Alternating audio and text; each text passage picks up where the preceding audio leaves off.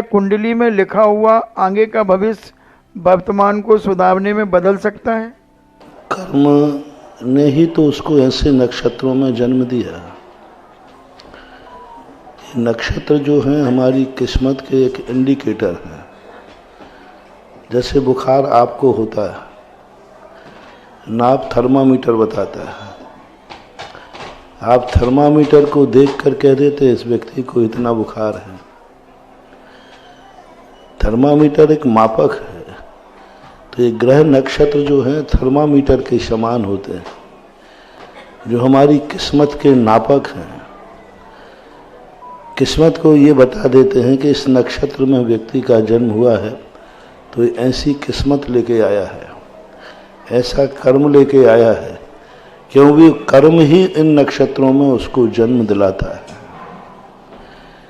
इसलिए व्यवस्था तो कर्म की ही है, लेकिन ये नक्षत्र एक जांच मशीन है जो पूर्व घोषणा करते हैं। जैसे आपका मौसम विभाग घोषणा करता है कि आप इतने दिन बाद यहाँ मौसम ऐसा होगा, ग्रहण पड़ेगा, ये होगा। तो ये जो यंत्र के द्वारा नापा जा रहा है, परिवर्तन तो प्रकृति करेगी। पानी तो आकाश से ही बरसेगा, बादलों से ही बरसेगा, लेकिन ये पानी को बरसने का आपके अंदर जो यंत्र हैं वे बिफोर टाइम बता देते हैं कि इस तारीख में ऐसा होगा। 90% प्रायः सही ही निकलता है। 10-20% कभी कभी वातावरण विपरीत हो जाने से पलट भी जाता है। इसी प्रकार यहाँ भी ऐसे ही होता है। 90-80% नक्षत्र सही ही बताते हैं, लेकिन कभी कभी बीच में ऐसे सदनिमित्त मिल जाने से वह व्यक्ति अपनी किस्मत की लकीरें भी बदल देता है। ऐसा सम्यक पुरुषार्थ, ऐसा सम्यक विशुद्धि बढ़ाता है कि किस्मत की लकीरें बदल जाती हैं। फिर आप लोग कहते हैं कि देखो मौसम विभाग ने जो घोषणा की थी वो गलत निकली। कई बार होता है और आप मौसम विभाग की हंसी उड़ाते हैं।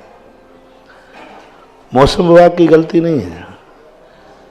बीच में कोई ऐसी दुर्घटना घटी है कि उसने उस वायुमंडल की दिशा को ही बदल दिया। अब वो दुर्घटना को मापक यंत्र नहीं नाप पाया। उसने ये नाप लिया था कि इतने बजे इस हीटर के अनुसार भाप उठेगा, तूफान उठेगा।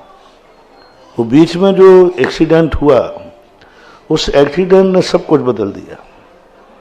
ऐसा ही ये नक्षत्र आदि सारी चीजें नाप लेते हैं, लेकिन बीच में कभी कभी ऐसी दुर्घटनाएं, ऐसे क्रियाएं परिणति बन जाती हैं कि उसको वह नाप नहीं पाता है।